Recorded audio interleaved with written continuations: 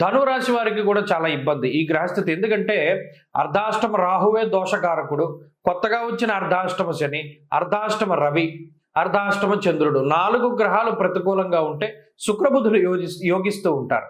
అయితే ఇక్కడ ఒక ప్రధానమైన విషయం ఏంటంటే మరి చతుర్థ స్థానంలో శని కానీ రవి కానీ రాహువు కానీ కూడడం అంత మంచిది కాదు. ఇది ప్రత్యేకించి చదువుకునే వారి మీద, ఉద్యోగం చేసే వారి మీద ఎక్కువ ఇంపాక్ట్ చూపెడుతూ ఉంటుంది. కుటుంబ సభ్యుల ఆరోగ్య సమస్యలు ఇక్కడ ప్రత్యేకించి మిమ్మల్ని బాధించకుండా ఇండైరెక్ట్గా బాధ పెడుతుంది ఈ గ్రహస్థితి. అంటే కుటుంబ సభ్యులకి ఏదైనా ఇబ్బంది వాటిల్లడం, తండ్రి గారి ఉద్యోగం పోవడం, ఆరోగ్య పరిస్థితులు, కుటుంబ పరిస్థితులు, లేదా మీ ఉద్యోగం, మీ చదువు, ఇటువంటి వాటిలోనే ఎక్కువ సమస్యలు వస్తూ ఉంటాయి.